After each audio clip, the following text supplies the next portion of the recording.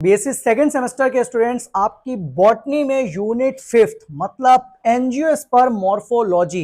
Angiosperm तो जानते हैं, जिनको कहते हैं हम लोग आवर्त बीजी पौधे, मतलब वो प्लांट्स जो आप नॉर्मली अपनी डेली लाइफ में देखते हो, जैसे आम, अमरूद, सेब, ये सब क्या होते हैं? एंजियोस्पर्म्स प्लांट्स होते हैं, जिसमें बीज फल के अंदर पाया जाता है।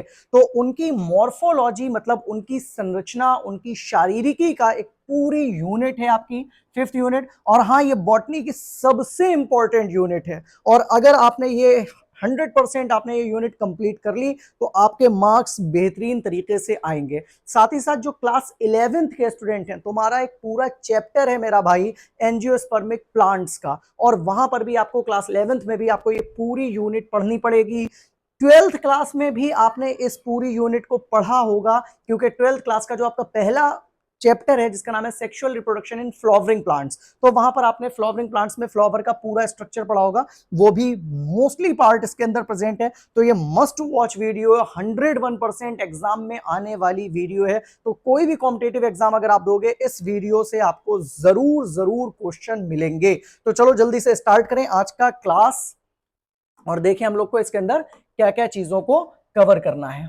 तो अगर आप चैनल पर नए हो तो भाई जल्दी से पहले सब्सक्राइब कर दो। चैनल का नाम आपको पता है, क्वांटम डीएनए विद एनटीएसएसपी, और मेरा नाम है दानियाल। शुरू करें हम लोग, चलो। अब देखो यहां पर जो एंजियोस्पर्मिक मॉर्फोलॉजी मतलब आवर्त बीजी पौधों की आकृति विज्ञान, मतलब आवर्त बीजी पौधों का जो शारीरिकी है, जो उनकी संरचना है, उसको हम लोग को यहाँ पर पढ़ना है। तो एक बार पहले तो क्लियर कर लो वर्ड कि ये अनावर्त बीजी और आवर्त बीजी, इनमें फर्क क्या होता है, एंजियोस्पर्म्स किसे कहते हैं, ये चीज क्लियर कर लीजिए। तो देखो यहाँ पर जो एनजीओ वर्ड है, एनजीओ का मीनिंग होता है क्लोज्ड।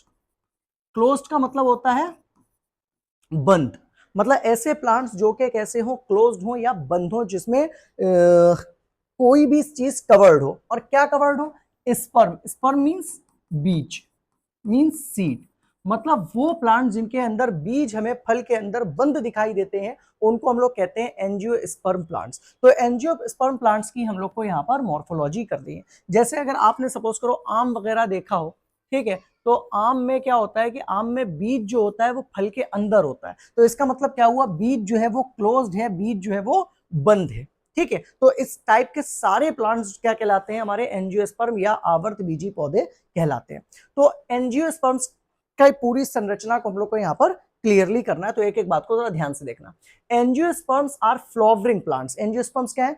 फ्लावरिंग प्लांट्स हैं, मतलब आवर्त बीजी पौधे, पुष्पी पौधे होते हैं। ये वो प्लांट्स होते हैं जिनमें फूल पाए जाते हैं। आप अपने घर में डेली लाइफ में देखते होंगे गमले के अंदर लगे हुए प्लांट्स जिसमें फ्लावर्स होते हैं, ठीक है, या आपने कोई भी बड़े पेड़ देखे हो जैसे आम का, अमरूद का, सेब का, संतरे का, ये सब पौधे फ्लावरिंग होते हैं, सब में फूल आते हैं। साथ ही साथ जो बीज होते हैं वो फल के अंदर बनते हैं। इनके बीज फल के अंदर बंद रहते हैं, तो ये तो हम लोग को पता है कि that produce seeds enclosed with in fruits. इनके बीज कहां होते हैं? फल के अंदर बंद होते हैं। आगे देखिएगा, आगे क्या कह रहे हैं कि मॉर्फोलॉजी जो इनकी संरचना है, morphology is the study of external structure and form of plants. मतलब आपको एंजियोस्पर्म की जो संरचना पढ़नी है, क्योंकि जो कि यूनिट का नाम है एंजियोस्पर्मिक मॉर्फोलॉजी। तो मॉर्फोलॉजी का मतलब क्या है? आकृति विज्ञान, मींस पौधे की बाहरी संरचना और रूप का अध्ययन है, जहां पर हम लोग इस पूरे पौधों में इनकी संरचना, इनके बाहर से हम लोग को पौधे के अंदर क्या क्या चीजें दिखती हैं, उन सारी चीजों की हम लोग बात करेंगे। तो अगर आपने कोई भी पेड़ देखा हो, पहले तो यहाँ पर एक प्लांट देखो, ठीक है, कोई भी आपने पेड़ देखा हो, उसके अंदर आपको इतने पार्ट्स दिखाई देते हैं। क्या क्या चीजें दिखाई देती हैं कि पहले हम लोग को ये रूट सिस्टम दिखाई देता है, फिर हमें ये ऊपर शूट सिस्टम दिखाई देता है। दो अलग अलग पार्ट एक ही पौधे के अंदर हम लोग को देखने को मिलते हैं। रूट सिस्टम क्या होता है? जड़ तंत्र, जो नीचे का पार्ट होता है। शूट सिस्टम क्या होता है? जो ऊपर का पार्ट होता है पौधे के अंदर। क्लियर? तो अभी यहां पर अगर आप देखो साफ साफ, the main vegetative parts of angiosperm, मतलब एंजियोस्पर्म पौधों के जो कायिक भाग होते हैं वो क्या होते हैं? Root, stem and leaves. उसमें आती है जड़, उसमें आता है तना, और उसमें आती हैं पत्तियां। तो अभी यहां पर देखो, ये जो ऊपर का आपको शूट सिस्टम वाला पोर्शन दिख रहा है और जो रूट सिस्टम दिख रहा है, तो इनमें आपको वेजिटेटिव पार्ट्स देखने को साफ साफ मिल जाएंगे। द रिप्रोडक्टिव पार्ट्स इंक्लूड, अब रिप्रोडक्टिव पार्ट्स में कौन कौन आता है पौधे के अंदर? फ्लावर्स मतलब फूल, फ्रूट्स एंड सीड्स मतलब फल, बीज और उसका जो फूल है, ये 3 पार्ट्स कौन से हो जाते हैं पौधे के अंदर, रिप्रोडक्टिव पार्ट हो जाते हैं। तो पहले तो यहाँ पर क्लियर कर लो सबसे पहले कि इस पूरे पौधे के अंदर हम लोग को कौन कौन से पार्ट्स को अभी यहाँ पर स्टडी करना है, कौन कौन से पार्ट्स को हम लोग को पढ़ना है। सबसे पहले हम लोग पढ़ेंगे पौधे के रूट को, कंप्लीट रूट को स्टडी करेंगे। फिर शूट में हम लोग ये जो आपको मेन दिख रहा है तना, ये पूरा आपको तना पढ़ना है, तने की मॉडिफिकेशंस वगैरह पढ़नी है। फिर आपको ये जो पत्ती दिख रही है आपको लीफ पढ़नी है कि लीफ के कितने पार्ट्स होते हैं, लीफ किस तरीके से होती है। फिर आपको यहाँ पर ये फ्लावर दिख रहा है तो आपको फ्लावर के बारे में पढ़ना है। फिर आपको यहाँ पर ये बड्स दिख रही होंगी, इसमें ये दिख रही है, ये देखिए ये बड दिख रही है, तो बड के बारे में पढ़ना है कि कली जो होती है, कलिका कितने प्रकार की होती है, कौन कौन सी होती है। फिर आपको यहाँ पर फ्रूट के बारे में पढ़ना है कि कितने टाइप के फ्लावर के अंदर फ्रूट पाए जाते हैं, कितने टाइप के फ्रूट्स बनते हैं। तो मेन चीजें जो हम लोग को यहाँ पर पढ़नी है इस पूरे यूनिट के अंदर वो होगी रूट मतलब जड़, तना मतलब स्टेम, लीव्स मतलब पत्ती, साथ ही साथ हम लोग को बड पढ़नी है। यहाँ पर बड मीन्स कलिका या कली भी बोलते हैं।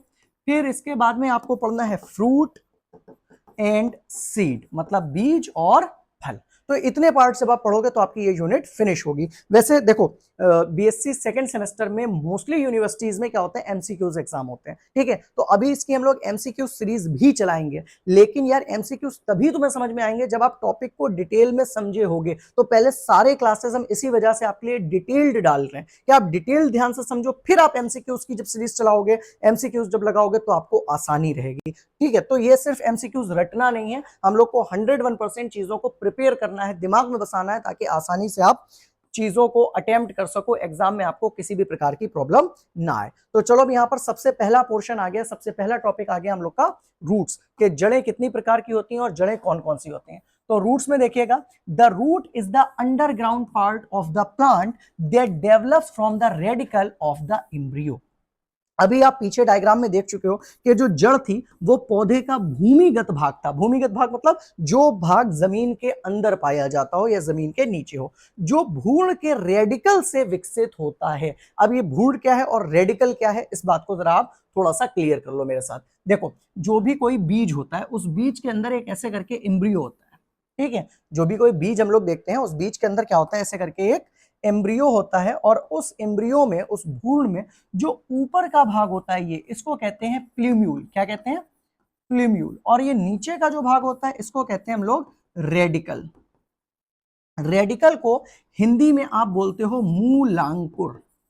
क्या बोलते हो? मूलांकुर। और प्ल्यूम्यूल को आप हिंदी में बोलते हो प्रांकुर, ठीक। जब पौधे का विकास होता है, मिट्टी के अंदर बीज का अंकुरण होता है, तो ये जो रेडिकल वाला आपको पोर्शन दिख रहा है ये नीचे की तरफ ग्रोथ करता है, मतलब यहां से नीचे की तरफ ग्रोथ होती है, और यहीं से हमारी बन जाती है रूट, यहीं से हमारी बन जाती है जड़, ठीक। और प्रांकुर जो होता है ये ऊपर की तरफ विकसित होता है और ये बना लेता है किसको?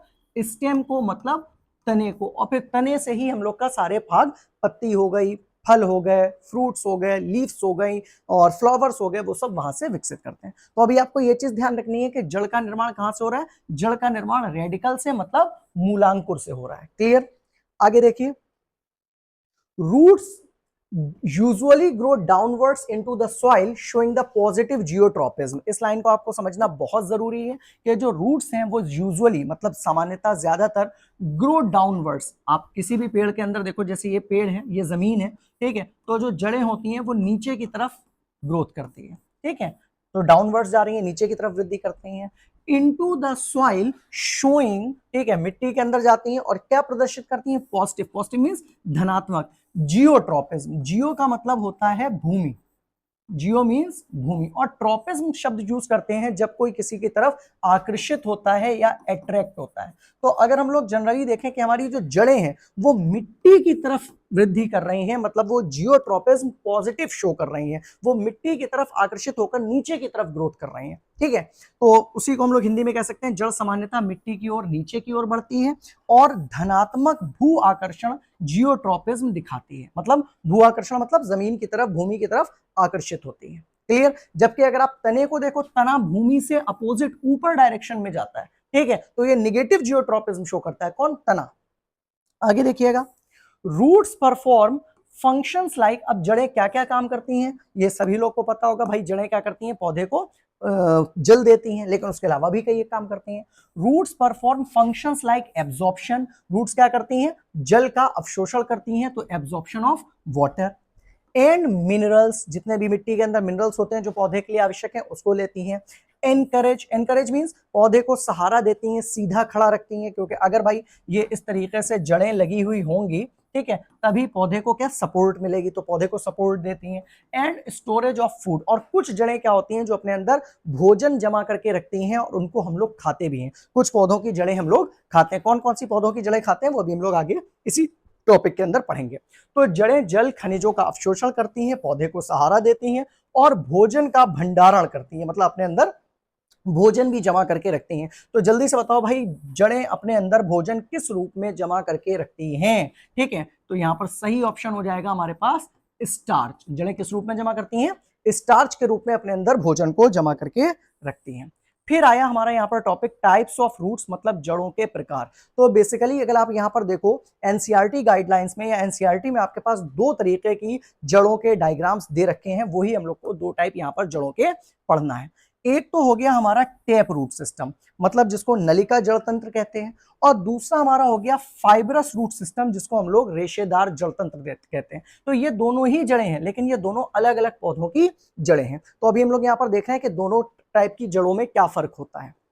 अगर आपको ये क्लास समझ में आ रहा हो अभी, क्योंकि 5-10 मिनट हो गए हैं आपको पढ़ते हुए, और आपको अगर अच्छा लग रहा हो कि हाँ यार ये तरीका हमें समझ में आ रहा है और ये इनकी बोलने की लैंग्वेज मेरे समझ में आ रही है, या ये नोट्स आपके लिए यूजफुल है, तो प्लीज कमेंट बॉक्स में अपना नेम अभी और अपनी यूनिवर्सिटी का नेम लिख दीजिए, ताकि हमें पता चल जाए कि आप कहां से, किस यूनिवर्सिटी से बिलोंग कर रहे हो, और फिर आपकी यूनिवर्सिटी को फोकस करके और अच्छे क्लासेस आपके लिए लगाए जा सकें। ठीक है, तो प्लीज आपको क्या करना है, सिर्फ अपना नेम और अपनी यूनिवर्सिटी का नेम अभी कमेंट में ड्रॉप कर देना है। और अगर आप कोई अच्छा कमेंट मेरे लिए लिखना चाहते हो, कि इस क्लास के लिए लिखना चाहते हो, तो आप वो भी यहाँ पर ड्रॉप कर सकते हो। कोई सजेशन हो आपका, आप वो भी यहाँ पर कमेंट बॉक्स में लिख सकते हो। चलिए आइए, अभी यहां पर क्या है कि हमारे पास दो टाइप की भाई साहब जड़ें हो गई। पहली हो गई टैप रूट सिस्टम, दूसरी हो गई हमारी फाइब्रस रूट सिस्टम। क्लियर?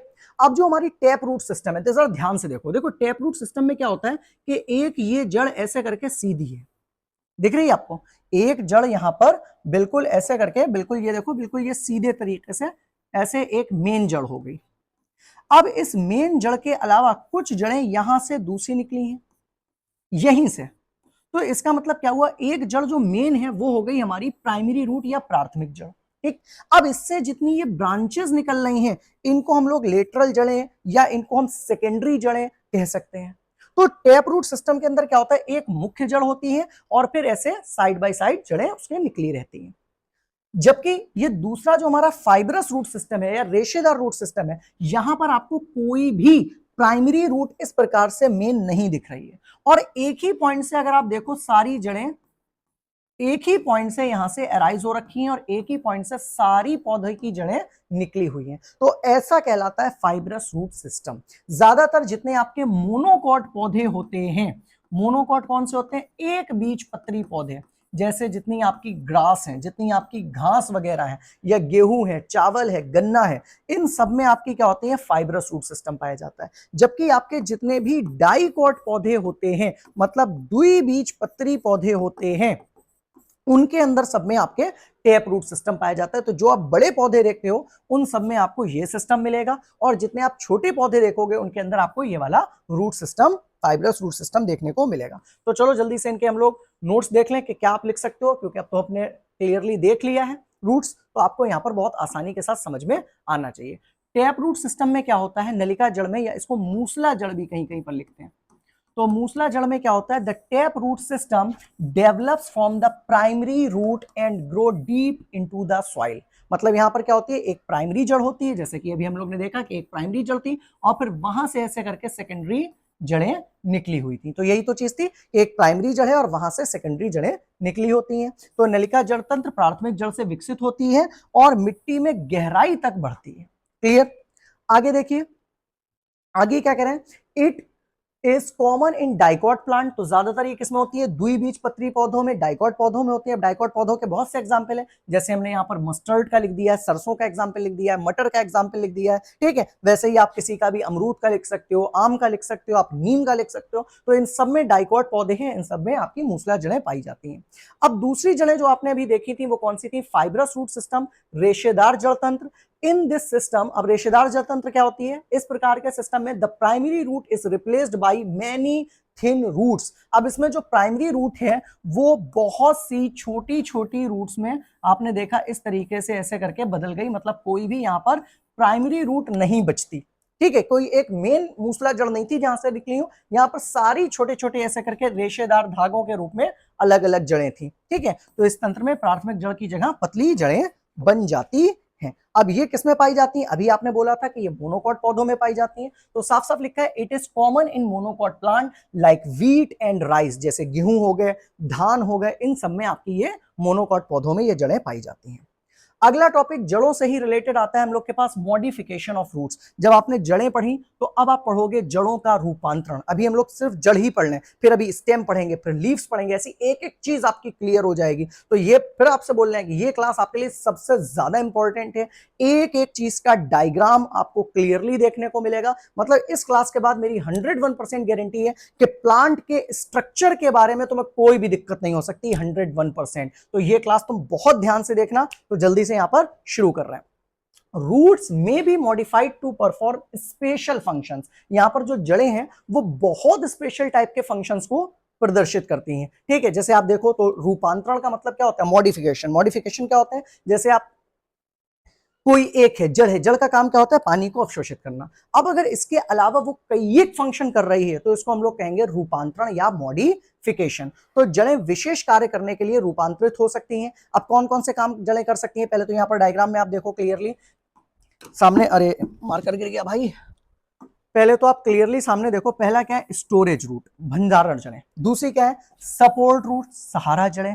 तीसरी कौन सी हो गई, रेस्पिरेटरी रूट्स, श्वसन जड़ें। मतलब जड़ का काम क्या था, पानी देने का, और जड़ का काम क्या था, पौधे को सीधा खड़ा रखने का, पौधे को सहारा देने का। इसके अलावा कुछ जड़ें क्या कर रही हैं, स्टोरेज, भंडारण कर रही हैं। आप देखो यहाँ पर ध्यान से, ये क्या है, गाजर तो आपने खाई होगी ना, ठीक है। तो गाजर क्या है, पौधे का जड़ है, ये प्राइमरी रूट है एक तरीके से, जैसे भी आप ऊपर देख रहे थे। बस इसके अंदर क्या हुआ, यहाँ पर स्टार्च जमा हो गया, और उस स्टार्च के जमा होने की वजह से ये कैसी हो गई, थोड़ी सी स्वेल्सअप हो गई, ये थोड़ी सी फूल गई, ठीक है। तो ये फ्लैशी रूट की फॉर्म में हो गई, तो इसको कहते हैं कोनिकल टाइप। क्या कहते हैं इसको, कोनिकल टाइप। ऐसे ही यहाँ पर ये दूसरा आपको जो एग्जाम्पल दिख रहा है, ये इस शेप में जो स्ट्रक्चर है, ठीक है, इसको क्या बोलते हैं, फ्यूजीफॉर्म बोलते हैं। तो ये फ्यूजीफॉर्म रूट है, जिसका एग्जाम्पल आपका मूली या रेडिश हो गई।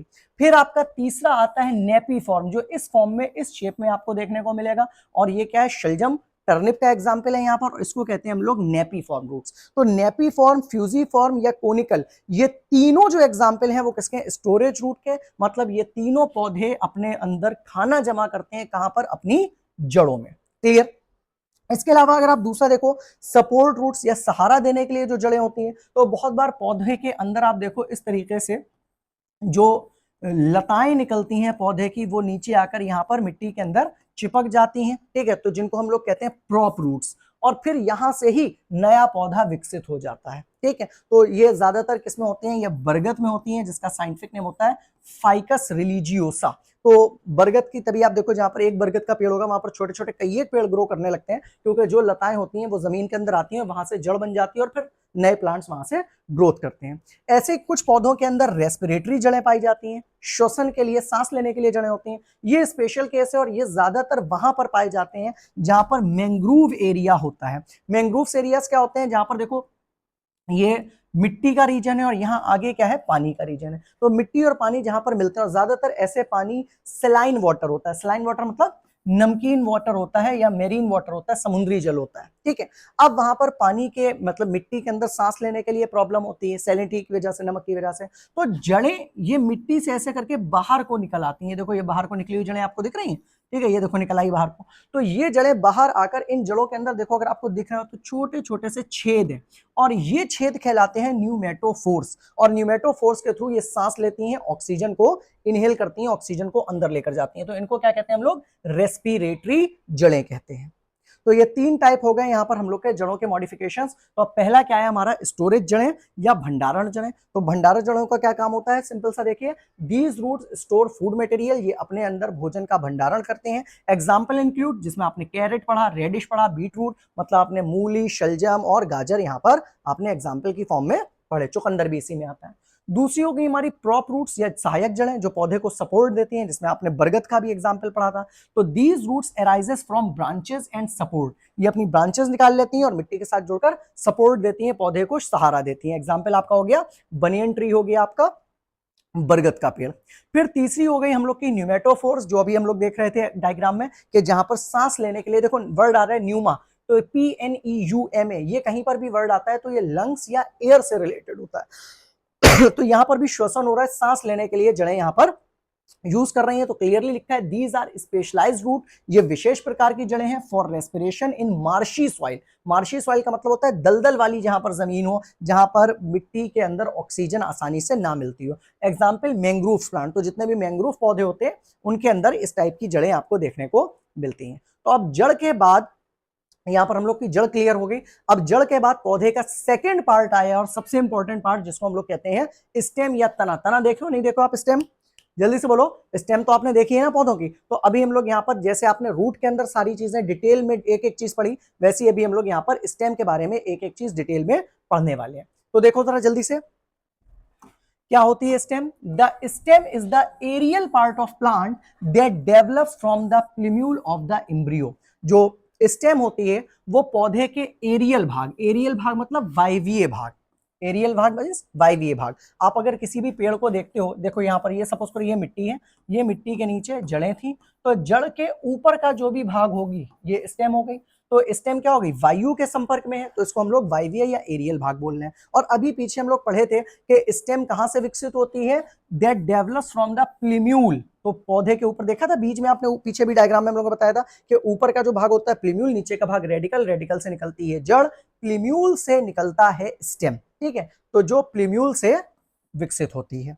अब देखो जड़ के अंदर तो इतनी चीजें नहीं प्रेजेंट थी, लेकिन आप अगर स्टेम के अंदर देखोगे तो स्टेम में आपको बहुत सी चीजें साथ ही साथ देखने को मिलती हैं। इट बियर्स, इसमें पत्तियां पाई जाती हैं, कलिकाएं मतलब बड्स पाई जाती हैं, फ्लावर्स पाए जाते हैं और साथ ही साथ फ्रूट्स पाए जाते हैं। तो इस पर पत्तियां, कलियां, फूल, फल आदि लगे होते हैं। तो stem conduct water and food through xylem and phloem tissues. अब स्टेम का हम लोग को काम भी पता है। स्टेम क्या करती है, नीचे से पानी को ले जाकर ऊपर पहुंचाती है, ऊपर जो खाना बन रहा होता है उसको नीचे लेकर आती है। तो नीचे से पानी ले जाने का काम किसका होता है, जाइलम का। ठीक है, और ऊपर से खाना लाने का काम किसका होता है, फ्लोएम का। तो इसके अंदर जाइलम और फ्लोएम के स्पेशल टिश्यूज होते हैं जो पानी को ऊपर और खाने को नीचे लेकर आते हैं। किसमें होते हैं ये सब, स्टेम के अंदर। तो तना, जाइलम और फ्लोएम ऊतकों के माध्यम से जल और भोजन का परिवहन करता है। ये सबसे इंपॉर्टेंट काम है किसका, स्टेम का। साथ ही साथ it also supports the plant body and expose the leaves to sunlight. अब जब पेड़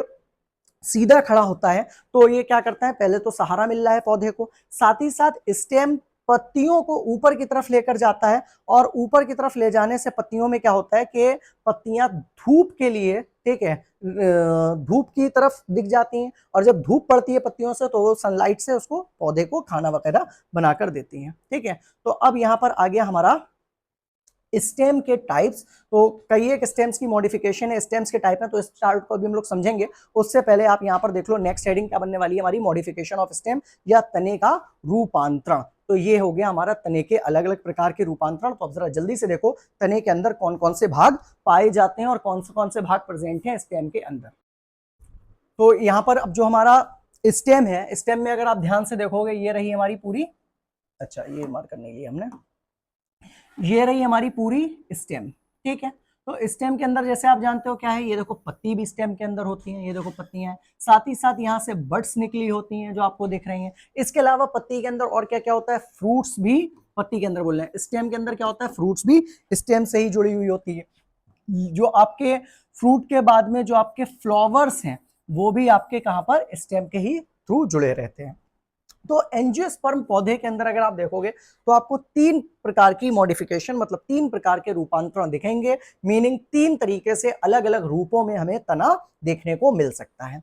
पहला हो गया अंडरग्राउंड स्टेम मॉडिफिकेशन, मतलब भूमिगत तना, ऐसा तना जो जमीन के अंदर दबा हुआ हो। बहुत से एग्जांपल्स होते हैं इसके, जैसे राइजोम, राइजोम का एग्जांपल ध्यान रखना आप, जिंजर। ठीक है, अब देखो इसमें ये इस तरीके से ये जो स्ट्रक्चर होती है अदरक में, ठीक है, तो ये पूरा अदरक का स्ट्रक्चर क्या है, ये पूरा एक टाइप की स्टेम है, और इस स्टेम के ऊपर ऐसे देखो स्केल्स भी पाए जाते हैं जो स्टेम को अलग थोड़ा सा डिफरेंट बनाते हैं जिंजर को। इसके अलावा पोटैटो, उसको क्या बोलते हैं हम लोग, ट्यूबर मॉडिफिकेशन बोलते हैं। तो ये पोटैटो हमारा पूरा क्या हो गया, ये ट्यूबर का एग्जाम्पल हो गया, और ये भी अंडरग्राउंड स्टेम के अंदर आता है, तो ये आपको ध्यान रखते हैं।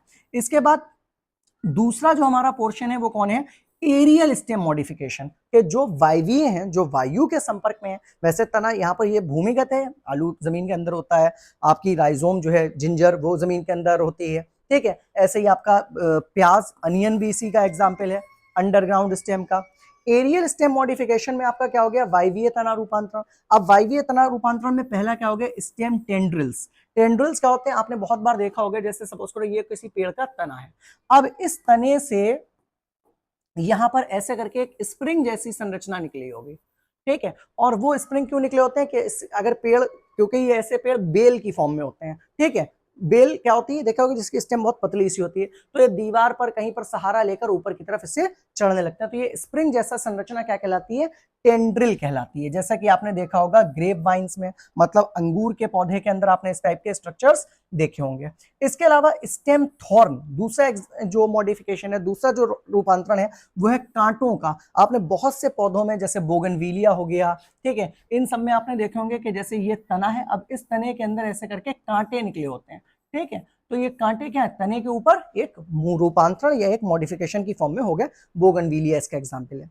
अब इसके बाद तीसरा आया हमारा सब एरियल। देखो पहला क्या हो गया, भूमिगत जो जमीन के अंदर था, दूसरा एरियल जो वायु के संपर्क में था, तीसरा हो गया सब एरियल जो वायु के संपर्क में है लेकिन जमीन पर भी है। ठीक है, जिसमें हम लोग का सबसे पहला आता है एडवेंटिशियस रूट्स, अपस्थानिक जड़ें। ठीक है, और उसमें आते, सॉरी अपस्थानिक जड़ें नहीं, सॉरी सॉरी सॉरी, इसमें आती है हमारे रनर। अब रनर क्या होते हैं, जैसे सपोज करो ये एक पौधा लगा हुआ है, ठीक है, अब इस पौधे का कोई एक तना ऐसे करके, ये देखो ये भूमि है, ये मिट्टी है, मिट्टी के पैरेलल चलकर यहां पर और यहां से इसने क्या करा है, दूसरा पौधा विकसित कर दिया, सेकेंड प्लांट निकाल दिया। तो ये जो भाग, ये जो है, ये है तो स्टेम, लेकिन ये ना तो बहुत ज्यादा भूमि पर है और ना ही ये वायु के संपर्क में है, ना ये भूमि के अंदर है, तो इसको हम लोग क्या बोलेंगे, इसको हम लोग सब एरियल बोलेंगे, कि इसको अधिवायवीय, आधा वायु में और आधा जमीन पर इसको हम लोग कंसीडर करेंगे। तो ये रनर एग्जाम्पल भी आपका स्टेम की मॉडिफिकेशन के अंदर हो गया। तो अब स्टेम की मॉडिफिकेशन में या तने के रूपांतरण में देखो पहला कौन सा है हम लोग का, अंडरग्राउंड स्टेम, जिसमें आपने आलू, जिंजर, प्याज ये सब पढ़े। तो these stem grow under the soil, ये मिट्टी के नीचे विकसित होते हैं, एंड स्टोर फूड, और अपने अंदर भोजन को जमा करके रखते हैं। और भोजन इनका भी किसके रूप में जमा होता है, स्टार्च के रूप में। कौन कौन से एग्जाम्पल हैं, जैसे पोटैटो हो गया, जिंजर हो गया, टर्मरिक, हल्दी, अदरक, आलू, ये सब अंडरग्राउंड स्टेम के एग्जाम्पल हैं। दूसरा आपने पढ़ा एरियल स्टेम मॉडिफिकेशन, वायवीय तने के रूपांतरण। तो दीज हेल्प इन प्रोटेक्शन और क्लाइंबिंग, ये पौधे को सुरक्षा देते हैं और ऊपर चढ़ने में सहायता देते हैं, जिसमें हम लोग ने अभी एक पहला एग्जाम्पल कौन सा पढ़ा था कि थॉर्न्स इन बोगनविलिया या टेंड्रिल्स इन ग्रेपवाइन। टेंड्रिल्स क्या होते हैं, अभी आपने टेंड्रिल्स देखे थे इस तरीके से, जो स्प्रिंग की तरह पौधे के अंदर, तने के अंदर जो स्प्रिंग जैसे निकले हुई संरचनाएं थी। ठीक है, तो ये हो गए हमारे स्टेम। अब आपने रूट कर लिया, आपने स्टेम कर लिया, मतलब आपने तना पढ़ लिया, आपने जड़ पढ़ ली। अब तीसरा भाग पौधे के अंदर जो सबसे इंपॉर्टेंट है वो कौन है, पत्ती, जिसके बिना पौधा हो ही नहीं सकता। पत्ती क्योंकि मेनली खाना बनाने का काम करती है, तो इसको किचन ऑफ लीफ भी कहा जाता है। क्या कहते हैं इसको, किचन ऑफ लीफ, मतलब पौधे का किचन, पौधे का मेन वो भाग जो खाना बनाने में हेल्प करता है। तो the leaf is a lateral appendage of the stem. पत्ती क्या है, पत्ती तने का पार्श्वीय संरचना है। पार्श्वीय संरचना मतलब जैसे सपोज करो ये तना है, तो तने के साथ इस तरीके से साइड बाय साइड पार्श्व रूप में ऐसे करके ये निकली होंगी। ठीक है, तो लेटरल साइड में ये वृद्धि करती है, विकसित होती है। It is the main organ, ये मुख्य अंग है किसके लिए, ऑफ फोटोसिंथेसिस, मतलब ये प्रकाश संश्लेषण करने का एक मेन अंग है, जहां से मेनली फोटोसिंथेसिस होता है। और आपको पता है प्रकाश संश्लेषण के द्वारा पौधे अपने खाना बनाते हैं, किसके रूप में खाना बनाते हैं, ग्लूकोज के रूप में। ठीक है, अगर किसी को ग्लूकोज का फॉर्मूला पता हो तो जल्दी कमेंट बॉक्स में आप ग्लूकोज के फॉर्मूला को लिखिए। आगे देखिए, ए टिपिकल लीफ हैज 3 पार्ट्स। किसी भी पत्ती के अंदर 3 भाग देखने को नॉर्मली हम लोग को मिलते हैं। कौन कौन से 3 भाग होते हैं? पहला होता है लीफ बेस, जिसको बायोलॉजी में हाइपोथोडियम भी बोलते हैं, फिर होता है पेटियोल, और फिर होता है लेमिना। तो अब यहां पर जरा देखो, लीफ बेस, पेटियोल और लेमिना क्या है। जैसे ये सपोज करो, ये तो हो गई हमारी स्टेम। अब इस स्टेम से, इस पत्ती से आप यहां पर देखो, एक भाग होगा जो यहां पर स्टेम के साथ जुड़ा हुआ होगा, ठीक। फिर यहां से एक टुकड़ा ऐसे करके निकला होगा, इसको बोलेंगे हम लोग पेटियोल। और फिर जो पूरा भाग ऐसे करके फैला होगा, जिसमें पूरी हमारी पत्ती जुड़ी हुई होगी, इसको क्या बोलेंगे हम लोग? इसको बोलेंगे हम लोग लेमिना। ये पूरा क्या कहलाएगा? हमारा लेमिना कहलाएगा। तो ये बन गई एक पत्ती के पूरे तीनों भाग। तो इन भागों के नाम क्या क्या हैं, जल्दी से लिख लो। ये क्या कहलाएगा? लेमिना कहलाएगा। ये क्या कहलाएगा? पेटियोल कहलाएगा। और ये जो बिल्कुल जुड़ा हुआ भाग है, ये क्या कहलाएगा? लीफ बेस कहलाएगा। तो ये 3 भाग प्रेजेंट होते हैं किसी भी एक टिपिकल पत्ती के अंदर, ठीक है। तो एक सामान्य पत्ती में 3 भाग पाए जाते हैं, पहला लीफ बेस, दूसरा पेटियोल और तीसरा लेमिना। अब लीफ का एक बहुत इंपॉर्टेंट काम और भी है खाना बनाने के अलावा। क्या है वो काम? कि leaf also perform transpiration and gaseous exchange. मतलब पत्ती एक बहुत इंपॉर्टेंट काम करती है, ट्रांसपीरेशन, जिसको हिंदी में हम लोग कहते हैं वाष्पोत्सर्जन। क्या होता है वाष्पोत्सर्जन? जरा जल्दी से समझ लीजिए कि पत्ती की निचली सतह पर, पत्ती की निचली सतह पर छोटे छोटे से छेद होते हैं, ठीक है। इन छेदों को हम लोग कहते हैं स्टोमेटा। क्या कहते हैं? स्टोमेटा, या हिंदी में कहते हैं इनको हम लोग रंध्र, ठीक। अब इन रंध्रों से जो, जैसे पेड़ ने जितना पानी एब्जॉर्ब किया है, तो अगर कोई एक्सेस वाटर है, अधिक वाटर है जो पेड़ को नहीं चाहिए, तो वो अधिक जल यहां से रंध्र से निकल जाता है। किसके रूप में? वाष्प के रूप में, मतलब वेपर के रूप में। तो वाष्प के रूप में जो पानी पौधे से निकल रहा है, उस पानी के निकलने की प्रक्रिया को वाष्पोत्सर्जन या ट्रांसपिरेशन कहते हैं। तो ट्रांसपिरेशन पौधे के लिए बहुत ज्यादा बेनिफिशियल भी है। क्यों बेनिफिशियल है? क्योंकि अगर ज्यादा पानी पौधा शोषित कर लेगा, ज्यादा पानी एब्जॉर्ब कर लेगा, तो पौधे के सड़ने की प्रॉब्लम होगी। लेकिन कभी कभी ट्रांसपिरेशन प्रॉब्लमेटिक भी बनता है, तब जब पौधे के पास पानी की कमी होती है। और अगर पौधे के पास पानी की कमी है और उसके बाद भी ट्रांसपिरेशन हो रहा है, मतलब पानी का, वाटर का लॉस हो रहा है, तो फिर ये प्रॉब्लमेटिक बन जाता है पौधे के लिए। तभी कुछ साइंटिस्ट ट्रांसपिरेशन को नेसेसरी मतलब आवश्यक, इविल बोलते हैं कि ये इविल तो है, मतलब बुरा चीज तो है, लेकिन ये आवश्यक भी है, क्योंकि कभी कभी ट्रांसपिरेशन की बहुत ज्यादा नीड पड़ती है, बहुत ज्यादा जरूरत पड़ती है। तो पत्तियां वाष्पोत्सर्जन और गैसों का आदान प्रदान का कार्य भी करती हैं, ठीक है। अब आता है हमारा अगला टॉपिक, लीफ मॉडिफिकेशन, मतलब पत्तियों के रूपांतरण। तो पहले तो आप यहाँ पर स्ट्रक्चर देख लो पत्ती का, ठीक है, जो भी आप ऊपर पढ़कर आए हो, और फिर उसके स्ट्रक्चर के बाद में हम लोग उसकी मॉडिफिकेशन पढ़ेंगे। तो ये तो हो गई भाई साहब हमारी कौन? स्टेम, ठीक। अब इस स्टेम से देखो यहाँ पर ये जो भाग जुड़ा हुआ है, इसको क्या बोल रहे हो आप? लीफ बेस बोल रहे हो। ये क्या बोल रहे हो? Leaf base. फिर ये जो पूरा भाग है जिसको पत्ती का भाग कहते हैं, इसको क्या बोलते हैं? पेटियोल। और फिर ये जो पूरा स्ट्रक्चर आपको दिख रहा है, इसको क्या कहेंगे हम लोग? लेमिना कहेंगे। क्लियर? अब 3 भाग होने के बाद भाई पत्ती में, लीफ में 3 टाइप के यहाँ पर आपकी मॉडिफिकेशंस देखने को मिलेंगी। कौन कौन सी मेनली 3 मॉडिफिकेशन होंगी? पहली होगी आपकी लीफ टेंड्रिल्स। लीफ टेंड्रिल्स का मतलब क्या होगा? जैसे आपने अभी स्टेम के अंदर पढ़ा था कि जो तना था, तने के अंदर इस तरीके से स्प्रिंग लाइक स्ट्रक्चर निकले थे, उसको स्टेम टेंड्रिल्स कह रहे थे। वैसे ही सेम यहाँ पर पत्ती के अंदर भी टेंड्रिल्स हैं। तो देखो यहाँ पर पत्ती से ऐसे करके स्प्रिंग लाइक स्ट्रक्चर निकले हुए हैं, जो चढ़ने वगैरह में, पेड़ को क्लाइम करने में सहायता देते हैं। तो आप इसको एग्जाम्पल ध्यान रखोगे, क्या एग्जाम्पल है यहाँ पर? पी या मटर प्लांट, ठीक है। और ये स्टेम टेंड्रिल्स किसमें थे? जल्दी से बोलो। स्टेम टेंड्रिल्स अभी आपने किस पौधे के अंदर पढ़े हैं? जल्दी से कमेंट बॉक्स में इसका आंसर दो। दूसरी जो मॉडिफिकेशन होती है वो कौन सी होती है? Leaf spine. जो पत्ती होती है उसमें कांटे होते हैं, मतलब बहुत से प्लांट्स में ऐसा होता है कि जो पत्तियां होती हैं वो कांटों में चेंज हो जाती हैं। तो इसका बहुत बढ़िया क्वेश्चन बनता है कि लीफ स्पाइन्स कौन से पौधों में पाई जाती हैं। तो यहां पर आपको आंसर में जीरोफाइट्स पे क्लिक कर देना है, जीरोफाइट्स पे टिक लगा देना। जीरोफाइट्स कौन होते हैं? जो मरुस्थलीय पौधे होते हैं। मरुस्थलीय मतलब जो रेगिस्तान वगैरह में हो तो देखो यहाँ पर क्लियरली दिख रहा है ये तना है, ये जो ग्रीन कलर का दिख रहा है आपको ये स्टेम है, और यहाँ पर ये ऐसे स्पाइन्स कांटों की फॉर्म में निकल आए। क्यों निकल आते हैं कांटे? ताकि यहाँ से अगर ये पत्ती रहेंगी लीफ की फॉर्म में तो ट्रांसपिरेशन होगा, वाटर लॉस होगा, तो यहाँ से वाटर लॉस ना हो। दूसरी चीज साथ ही साथ यहाँ पर जितना भी प्लांट के अंदर वाटर है वो कंटेन रहे, और साथ ही साथ दूसरे कोई एनिमल इनको खा ना ले, फ्लैशी होते हैं ना ये, तो दूसरे एनिमल्स इनको खा ना ले, उसके से प्रोटेक्ट रहने के लिए अपने आप को स्पाइन्स में कांटों में चेंज कर देते हैं। एग्जाम्पल इनमें आपको ध्यान रखना है, कैक्टस का यहाँ पर लिखा हुआ है, साथ ही साथ अपंशिया का नाम ध्यान रखना है, नागफनी वगैरह आपने देखी होगी, उन सब में भी ये सारे कैरेक्टर्स आपको देखने को मिलते हैं।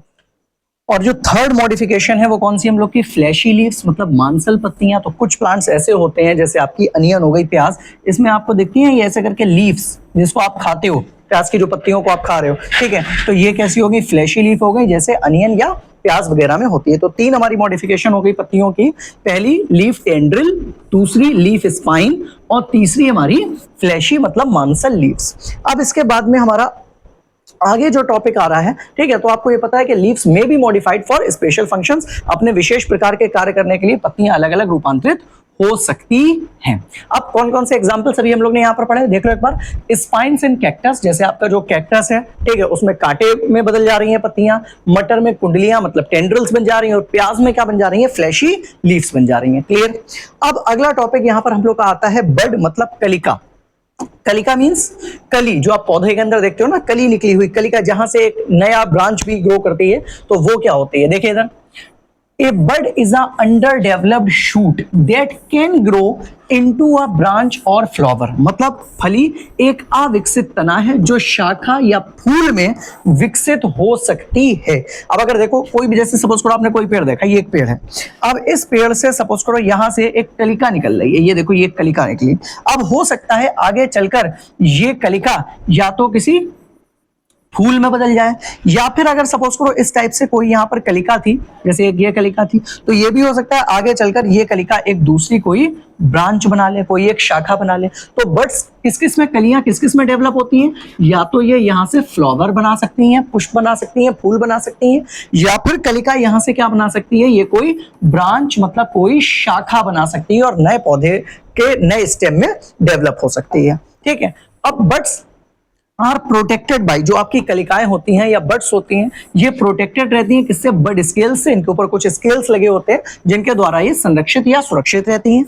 Buds are two types. Buds कितने टाइप की होती हैं, दो टाइप की। पहली होती है वेजिटेटिव बड। वेजिटेटिव बड वो जहां से आपकी शाखाएं निकलती हैं, ठीक है, और दूसरी होती है हमारी फ्लोरल बड, जहां से क्या निकलते हैं, फूल निकलते हैं, मतलब जहां से पुष्प निकल, ये ऐसे लिखा जाता है, जहां से पुष्प या फ्लावर निकलते हैं। तो कलियां दो प्रकार की होती है, एक तो शाकीय कली और दूसरी पुष्पी कली। पुष्पी का नाम जानते हो, पुष्पा की वाइफ पुष्पी।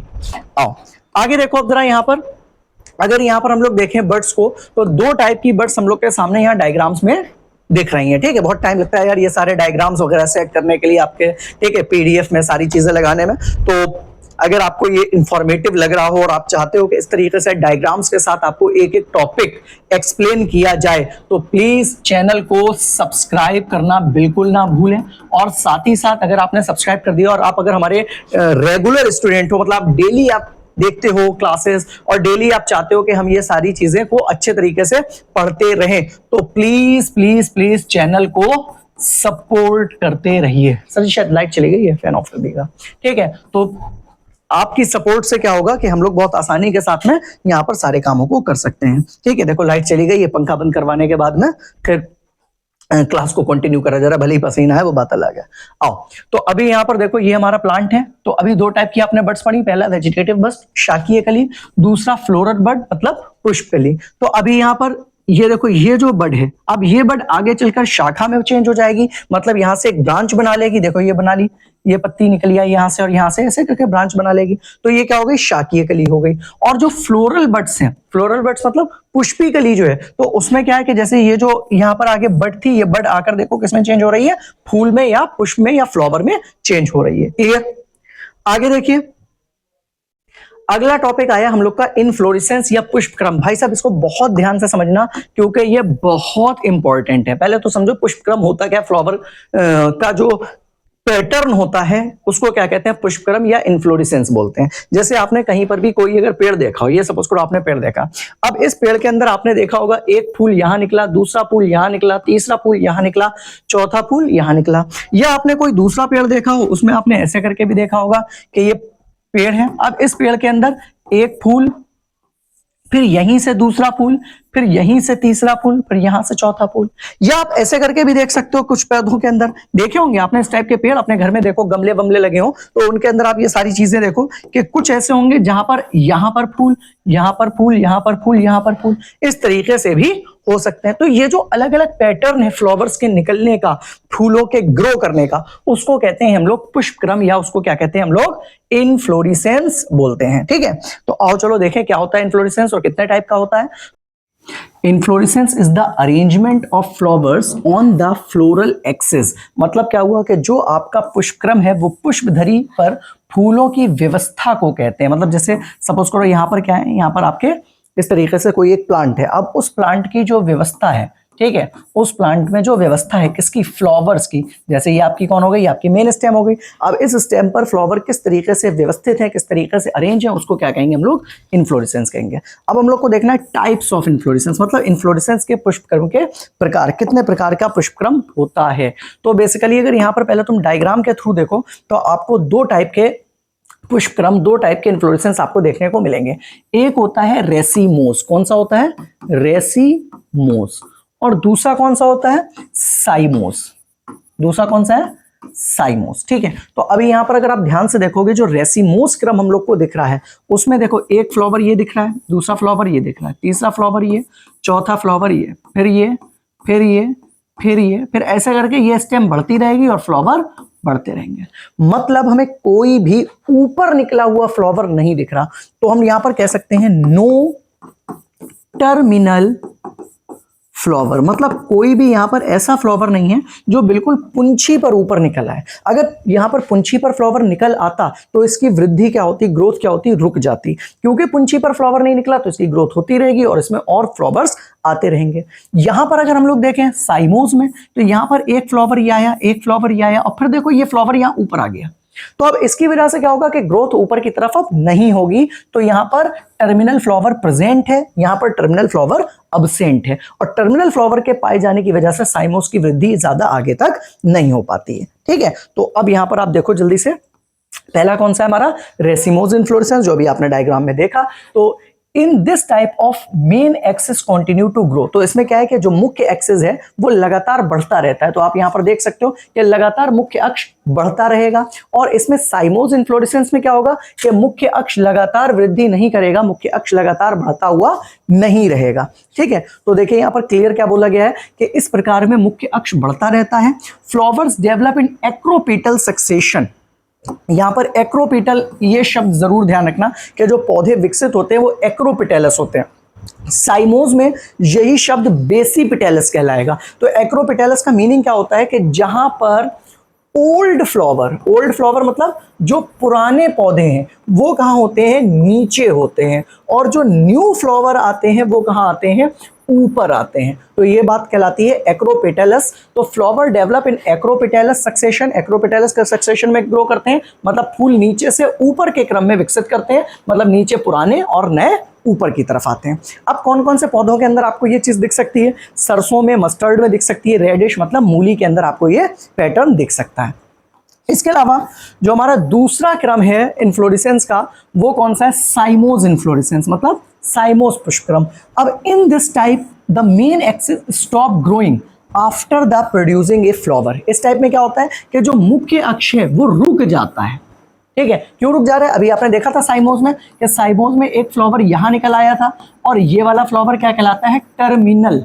तो जब टर्मिनल फ्लावर आ जाता है तो वृद्धि रुक जाती है, तो producing a flower, terminal flower आ जाएगा जिससे पौधे की वृद्धि रुक जाएगी। इस प्रकार के हैं, मुख्य अक्ष पर एक फूल बनने के बाद बढ़ना बंद कर देते हैं। और यहां पर जो क्रम होता है वो कौन सा होता है, flower develop in basipetalous succession. Basipetalous succession क्या होता है, देखो हिंदी में बिल्कुल क्लियर लिखा है, फूल ऊपर से नीचे की ओर विकसित करते हैं। मतलब यहां पर जो न्यू फ्लावर होंगे वो नीचे की तरफ आएंगे, नीचे कैसे होंगे, न्यू, और ऊपर जो फ्लावर होंगे वो कैसे होंगे, ओल्ड पुराने फ्लावर ऊपर रहेंगे और नए फ्लावर कहाँ आएंगे, नीचे की तरफ आएंगे। एग्जाम्पल देखो कौन से पौधों के अंदर आपको ये दे पाया जाएगा, तो जैस्मिन में पाया जाएगा, मतलब ये चमेली में पाया जाएगा। क्लियर, नाम तो नहीं है किसी का चमेली, आओ देखो चमेली इधर। आगे क्या है, अगला टॉपिक आया हम लोग का मेन फ्लावर, कि भाई ये फ्लावर के अंदर कौन कौन से पार्ट होते हैं, फ्लावर क्या चीज है उसको हम लोग देखते हैं। तो the flower is the reproductive structure of angiosperm, मतलब जो फूल है वो आवर्त बीजी पौधों का मेन प्रजनन अंग, मुख्य रिप्रोडक्टिव ऑर्गन है। अभी एक बार क्या हुआ कि एमएड में एग्जाम में वाइवा चल रहा था, तो उस वाइवा में मेरा जो टॉपिक था वो ये था comparative study between arts and science student. तो वहाँ जो एग्जामिनर आए थे, जो सर जी आए थे, बड़े अच्छे आदमी थे, वो हमसे बोले ये करने की ज़रूरत क्या थी कंपैरेटिव स्टडी साइंस और आर्ट्स स्टूडेंट के बीच में। बोले क्योंकि भाई जो आपको क्या लगता है कि आर्ट्स वाले बेवकूफ़ होते हैं साइंस वालों की तुलना में। तो हमने कहा नहीं सर ऐसा तो नहीं होता, और ना ही कहीं पूरे प्रोजेक्ट में कहीं पर ये भी नहीं लिखा गया है कि आर्ट्स वाले बोरे हैं साइंस वाले अक्लमंद हैं। ये तो सिर्फ एक बिहेवियर, इमोशनल बिहेवियर को स्टडी किया गया है दोनों के बीच में। तो बोले नहीं आपके हिसाब से तो फिर आर्ट्स वाले बेवकूफ़ होंगे, साइंस वाले अक्लमंद होंगे। हमने नहीं सर, साइंस में भी दो ब्रांचेस होती हैं, एक तो मैथ्स और दूसरा बायोलॉजी। तो भाई being a biology student, maths वाले हम लोग को बहुत गिरी हुई नज़र से देखते हैं, कह रहे तुम तो बायोलॉजी वाले हो, रटने वाला सब्जेक्ट है। हमने कहा सर तो दो बच्चों के बीच या दो ग्रुप के बीच ये तो कहा ही नहीं जा सकता कि भाई ये वाले बुरे हैं ये वाले अच्छे हैं। तो बोले कैसे प्रूफ करिए। तो हमने उनसे ये चीज़ बोली, मैंने सर देखिए जैसे फ्लावर है, तो फ्लावर आर्ट्स का स्टूडेंट या किसी भी इंसान के लिए क्या होता है, खूबसूरती, शोभा, ये वाला चीज़ होती है, कह रहे ब्यूटीफुल लग रहा है। हमने कहा sir being a biology student मेरे लिए फ्लावर क्या है, रिप्रोडक्टिव स्ट्रक्चर है किसी भी एंजियोस्पर्मिक पौधे का। पता नहीं यार उनको शायद बुरा लग गया, वो बोले जाओ बेटा हो गया तुम्हारा वाइवा। तो समझ में आ रही है आपको, जो सच्चाई जो हम लोग पढ़ रहे हैं वो सामने क्लियरली बोलना नहीं होती वाइवा में, वरना एग्जामिनर बुरा मान जाते हैं। तो फूल आवर्त भोजी पौधे का प्रजनन अंग है, मतलब ये एक रिप्रोडक्टिव स्ट्रक्चर है जो हम लोग को पर्टिकुलर पता है। आगे देखिए, ये अपरिवर्तित तने से विकसित होता है। It develop from modified shoot, जो पेड़ की शूट होती है वहां से ये क्या होता है, विकसित होता है। आगे देखिए, ये टिपिकल फ्लावर हैज 4 रोल्स। जो फ्लावर होते हैं उनके अंदर कितने रोल्स पाई जाती है, 4 क्रम पाए जाते हैं। कौन कौन से 4 क्रम पाए जाते हैं उनको हम लोग को अभी यहाँ पर देखना है। आपने फूल के भाग देखे होंगे, या बेसिकली अगर ये डायग्राम आपने एनसीईआरटी का देखा हो, नहीं देखा है तो इसको ध्यान से समझ लो, तो आपको सारी चीज़ें क्लियर हो जाएंगी। तो अभी देखो हम लोग डिटेल में फ्लावर के बारे में बात नहीं कर रहे हैं, हम लोग सिर्फ फ्लावर के अभी पार्ट्स के बारे में बात कर रहे हैं। तो हमें 4 रोल्स यहाँ पर जल्दी से अपनी देखनी है। देखो एक ये रोल, ये आपको ग्रीन कलर की नीचे की तरफ दिख रही होगी, जिसको क्या बोलते हैं, सेपल, या हिंदी में क्या कहते हैं, बाह्यदल। उसके बाद ये आपको रेड कलर की दिख रही है, ऐसे करके दिख रही है, तो इसको क्या बोलते हैं, पेटल। क्या बोलते हैं इसको, पेटल, या इसको बोलते हैं दल, हिंदी में दल कहते हैं। उसके बाद में इसके अंदर ये देखिए, ये आपको जो दिख रही होगी, ये बीच में ये देखो दिख रहा है सुंदर सा, कौन है ये, जल्दी से बताओ, ये कौन है, ये है स्टेमिन। ये कौन है, ये है स्टेमिन। और स्टेमिन क्या होते हैं, ये मेल भाग होते हैं, मतलब पौधे का पुष्प भाग, पुष्प का नर भाग, जिसको हम लोग पुंकेसर भी कहते हैं। ठीक है, और उसके बाद तुम बीच में देखो, बीचों बीच में कौन दिख रही है तुम्हें, ये बीचों बीच में तुम्हें बैठी हुई कौन दिख रही है, पूरी फीमेल है। ये कौन है, फीमेल, जिसको हम लोग क्या कहते हैं, फीमेल को क्या कहते हैं, जल्दी से बोलो, कार्पेल।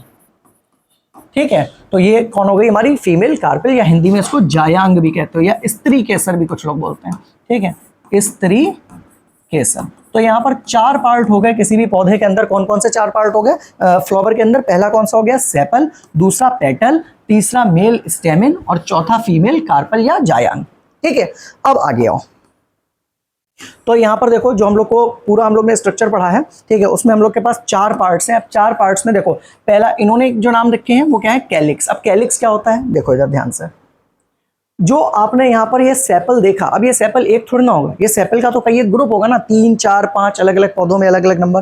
ठीक है, तो सेपल्स का जो ग्रुप होता है वो क्या कहलाता है, कैलिक्स। तो कैलिक्स क्या होता है, ये सेपल का ग्रुप है जो कि ग्रीन होते हैं, किस कलर के होते हैं, हरे। तो ये प्रोटेक्टिव आउटर रोल, मतलब ये सुरक्षा देने वाली बाहर की कवच होती है। उसके बाद आता है कोरोला। कोरोला जो होते हैं वो कलर्ड पेटल्स का ग्रुप है, मतलब जो पेटल्स का जो समूह है उसको क्या कहोगे आप, कोरोला कहोगे। और दैट अट्रैक्ट इंसेक्ट्स, जो कीटों को आकर्षित करते हैं ताकि कीड़े इनके पास आए और फिर वो पॉलिनेशन में सहायता दें। तीसरा कौन हो गया, एंड्रूशियम। एंड्रूशियम कौन हो गया, जो अभी आपने मेरे साथ स्टेमिन शब्द सुना था, स्टेमिन, मतलब पुंकेसर। अब स्टेमन भी एक थोड़ा ना था, तो उसका समूह को क्या कहेंगे हम लोग, एंड्रोशियम कहेंगे। तो ये कौन हो गया, ये हमारा मेल रिप्रोडक्टिव पार्ट हो गया, नर भाग हो गया। इसके बाद में जो फीमेल है, फीमेल को हम लोग ने क्या लिखा था, कार्पेल। क्या लिखा था हम लोग ने, CARPEL, कार्पेल मतलब जायांग। तो उसका जो ग्रुप होता है वो क्या कहलाता है, गाइनोशियम। तो ये फीमेल रिप्रोडक्टिव पार्ट का गाइनोशियम जो है वो ग्रुप है। क्लियर। तो 4 रोल्स हो गई। कौन कौन सी 4 रोल्स हो गई, जल्दी से यहां पर देखो। पहली कौन हो गई, सेपल। सेपल का ग्रुप क्या कहलाता है भाई साहब, कैलिक्स। दूसरी कौन हो गई, पेटल। पेटल का ग्रुप क्या कहलाएगा, कोरोला। अब कोई एकदम कमेंट करके कहेगा अरे हिंदी में पढ़ाइए सर जी, मेरा भाई हिंदी ही है ये, ठीक है। अब इसको तुम बाहे दल दल कहोगे तो बहुत दिक्कत होगी। अब इसको कहोगे बाहे दल पुंज, इसको कहोगे दल पुंज, तो इतनी शुद्ध हिंदी नहीं करनी चाहिए। थोड़ा सा आप चीज़ों को इंग्लिश में कर सकते हो, और अगर नहीं चेंज करोगे फिर बहुत आपको दिक्कत होगी। फिर ऐसे ही आपका स्टेमिन जो होगा, पुंकेसर। स्टेमिन का ग्रुप क्या कहलाता है, एंड्रोशियम। और फिर अगला कौन आया हमारा, फीमेल। फीमेल कौन है हमारी, कार्पेल या पिस्टिल। तो कार्पेल या पिस्टिल का ग्रुप क्या कहलाता है, गाइनोशियम। ठीक है। तो यहां पर ये हमारे 4 रोल हो गए। इन चारों रोल को आपको ध्यान रखना है।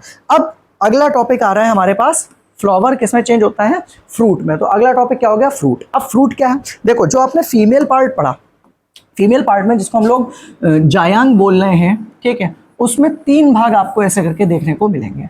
सबसे ऊपर वाला क्या कहलाता है, स्टिग्मा। फिर क्या कहलाता है, स्टाइल। और फिर ये क्या कहलाता है, ओवरी।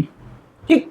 अब स्टिग्मा को शुद्ध हिंदी में वर्तिका, इसको वर्तिकाग्र, इसको अंडाशय कहते हैं। तो जो ओवरी है ना, ये ओवरी ही निषेचन के बाद, फर्टिलाइजेशन के बाद किसमें चेंज हो जाती है, फ्रूट में, मतलब फल में।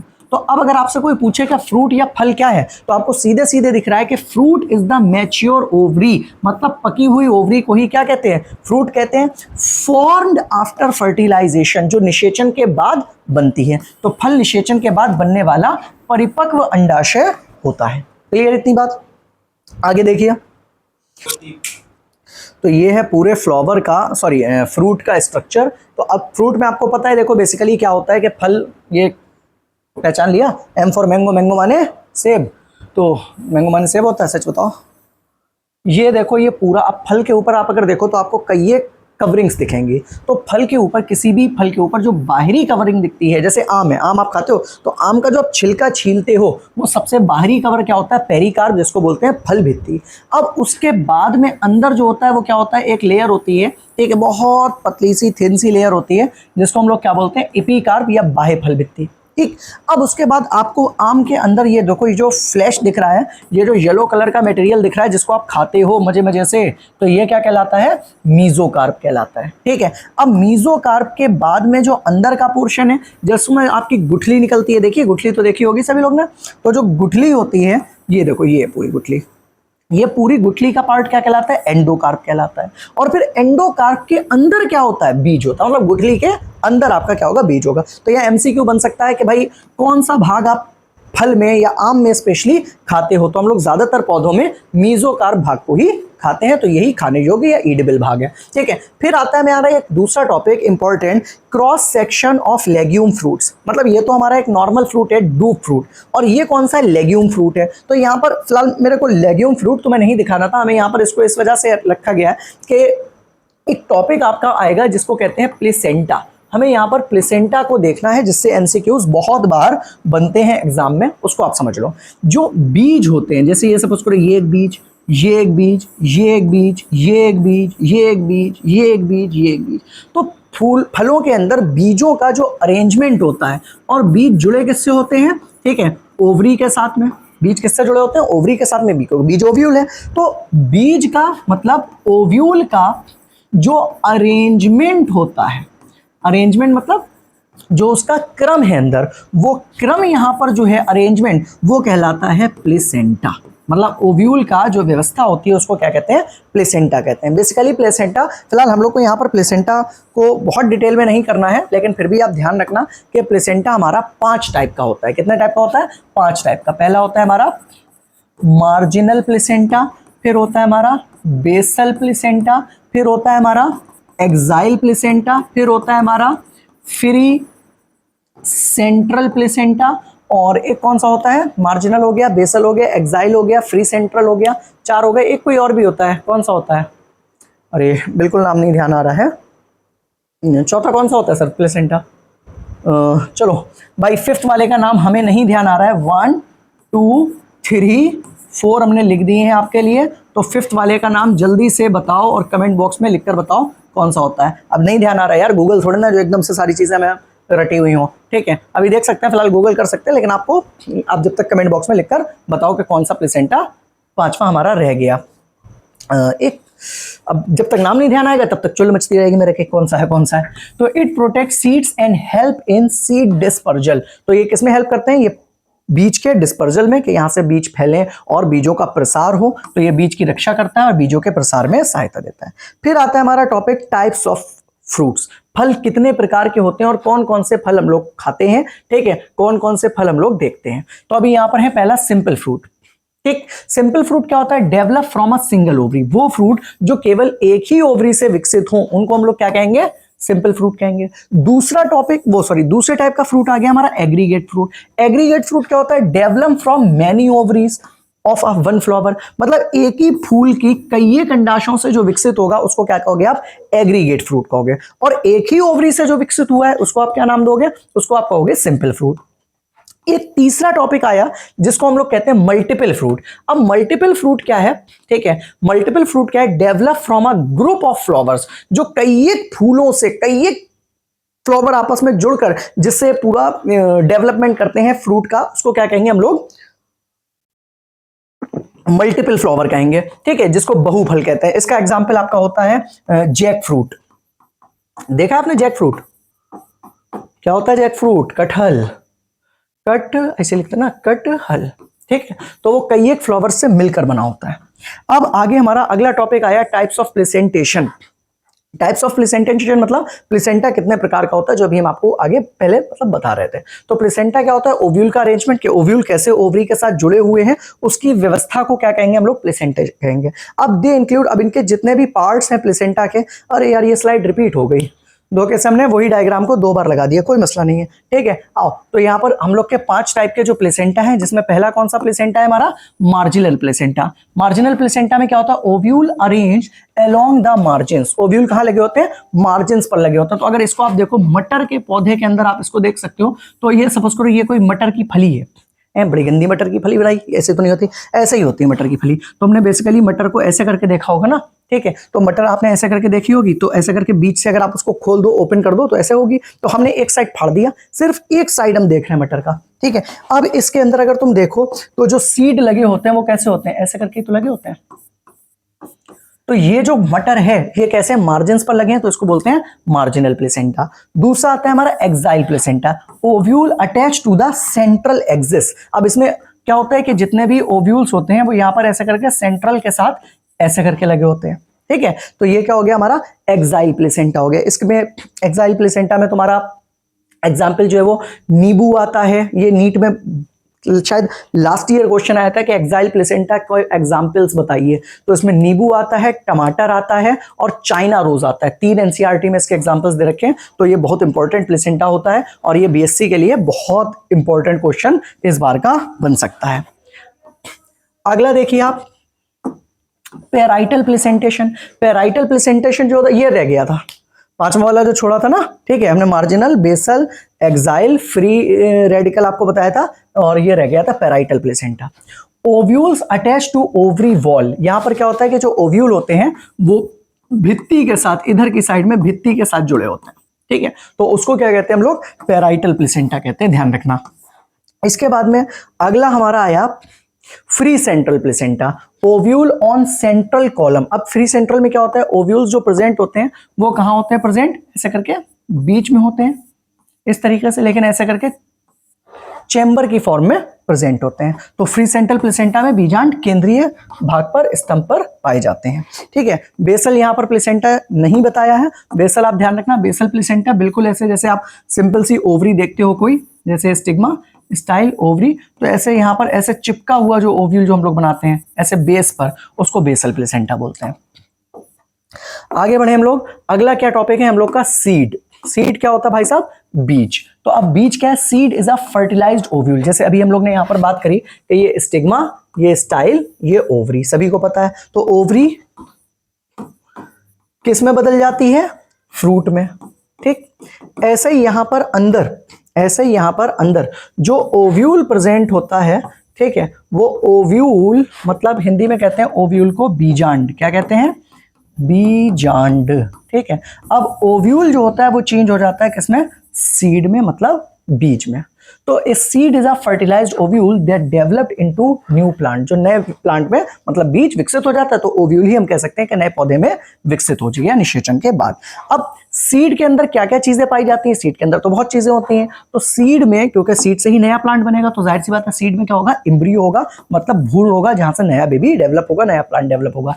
एंडोस्पर्म प्रेजेंट होता है। एंडोस्पर्म क्या होता है? कि जो भोजन होता है, और ये भोजन बीज के अंदर पाया जाता है, और ये भोजन खाता कौन है? एम्ब्रियो खाता है। ठीक है, और खुद वो सीड में चेंज हो जाता है, बीज आवरण में चेंज हो जाता है। आगे देखिए, उसका seed protect the embryo and help in dispersal. Seed किसमें सहायता करता है? कि पहले तो एम्ब्रियो विकसित होता है, फिर सीड जब फैल जाता है, बीज जब ग्रो कर जाता है, तो फिर वो डिफरेंट जगहों पर जाकर वहां से वृद्धि करता है, वहां से नए पौधों को बनाता है। फिर आया हमारा टाइप्स ऑफ सीड्स। बीज के प्रकार, कितने प्रकार के बीज हैं? तो यहां पर देखो सामने डायग्राम आपको दे रखा है एनसीईआरटी का। दो टाइप के बीज होते हैं। एक पहला हमारा कौन सा है? डाइकॉट बीज, और दूसरा हमारा कौन सा दे रखा है? मोनोकॉट बीज। दोनों के बीच में हम लोग को अंतर देखना है कि डाइकॉट और मोनोकॉट बीज के अंदर क्या क्या डिफरेंस होता है। तो अगर डाइकॉट बीज में देखोगे तो यहां पर जो स्ट्रक्चर बना है, ये एनसीईआरटी का डायग्राम है, थोड़ा सा जटिल डायग्राम है, थोड़ा सा टफ डायग्राम है। तो आप यहां पर देख सकते हो, ये हमारा एम्ब्रियोनल एक्सिस है। ठीक, अब इस एक्सिस से एक इधर कोटिलीडन और एक इधर कोटिलीडन निकला है। तो जब दो कोटिलीडन निकले होते हैं तो उसको क्या कहते हैं? Dicot plant. ठीक है, और अगर मोनोकॉट में देखोगे तो ये एम्ब्रियोनल एक्सिस है, और इस एक्सिस से देखो एक ही साइड में सिर्फ आपका कोटिलीडन निकला है। ठीक है, ये पूरा एंडोस्पर्म पोर्शन है, ये एम्ब्रियो का पार्ट नहीं है। तो इसको क्या बोलेंगे हम लोग? स्क्यूटिलम बोलते हैं। यहाँ पर सिर्फ एक ही कोटिलीडन होता है, एक ही बीजपत्र होता है, उसको स्क्यूटिलम कहते हैं। तो ये मोनोकॉट पौधे के अंदर देखा जाता है, और ये किसके अंदर प्रेजेंट है? डाइकॉट के अंदर। दो पत्तियां डाइकॉट, एक पत्ती मोनोकॉट। इसके बाद में अब आप यहां पर देखो, जो एक बीजपत्री बीज होते हैं कंटेन्स वन कोटिलीडन, मतलब एक ही कोटिलीडन होता है। एग्जांपल ध्यान रखना आप इसमें, मेज एंड व्हीट, मतलब भुट्टा, गेहूं, चावल, ये सब। उसके बाद जो डाइकॉट सीड होते हैं, डाइकॉट सीड कंटेन टू कोटिलीडन, इनमें दो कोटिलीडन पाए जाते हैं। और इसका एग्जाम्पल क्या है? पी और बीन, मतलब मटर, और हमारी जो सेम वगैरह होती हैं वो सारी। ठीक है, तो इस पूरे क्लास में हम लोग ने क्या क्या चीजों को कवर कर लिया, अगर आपको ध्यान हो तो इस पूरे क्लास में हम लोग ने पढ़ा सबसे पहले प्लांट, फिर हम लोग ने यहां पर पढ़ा रूट मतलब जड़, फिर आपने यहां पर मेरे साथ पढ़ा स्टेम मतलब तना, फिर आपने तीसरा पढ़ा लीफ मींस पत्ती, फिर आपने अगला चौथा पढ़ा बड कलिका, फिर आपने अगला पढ़ा फ्रूट मतलब फल, फिर आपने इस क्लास के अंदर पढ़ा इनफ्लोरेसेंस फ्लावर पुष्प, फिर आपने इसके अंदर पढ़ा प्लेसेंटा, मतलब प्लेसेंटा को अपरा कहते हैं वैसे शुद्ध हिंदी में। फिर आपने अगला टॉपिक यहां पर पढ़ा हमारे साथ सीड मतलब बीज। और इतने सारे टॉपिक्स बिल्कुल डिटेल, जिसके अंदर तो हमने अभी आपको यहाँ पर नहीं बताया कि हम लोग ने और क्या क्या पढ़ा है, कि रूट के प्रकार, स्टेम के प्रकार, लीफ के प्रकार, सबके प्रकार भी हम लोग ने करे। तो भाई इतना करने के बाद ये यूनिट हमारी कंप्लीटली फिनिश हो गई है, और बहुत बड़ा क्लास हो गया ये। ठीक है, और काफ़ी इस क्लास के अंदर दिक्कतें भी आई इसको लगाने में, कि बीच में लाइट भी गई 2-3 बार। ठीक है, और फिर पता चला इन्वर्टर कनेक्शन एक लाइट में नहीं है, तो बहुत सी दिक्कतें हैं। उसके बाद भी ये सारी वीडियो कंप्लीट करके आपके लिए बनाई गई। तो प्लीज़ आपको सिर्फ इतना करना है कि आपको चैनल को सपोर्ट करना है, अगर आपको लग रहा हो कि अच्छे क्लासेस हैं। क्योंकि भाई देखो, बीएससी फर्स्ट यूनिट हम लोग की निपट गई सेकेंड सेमेस्टर में, दूसरी यूनिट कर ली, तीसरी कर ली, चौथी कर ली, और ये 5th यूनिट है। इसके बाद अभी 6, 7, 8 3 यूनिट्स आपको और मिलेंगी। फिर उसके बाद क्या करेंगे, इन सारी यूनिट की हम लोग MCQs मतलब ऑब्जेक्टिव सीरीज चलाएंगे। इसी के साथ आप अगर जूलॉजी के स्टूडेंट हैं तो जूलॉजी में यूनिट फर्स्ट जूलॉजी में, जंतु विज्ञान में unit first, unit second, unit third ये हमारी कंप्लीट हो चुकी हैं और अब आपकी यूनिट फोर्थ के लिए प्रिपरेशन कर रहे हैं। यूनिट फोर्थ आपकी चल रही है।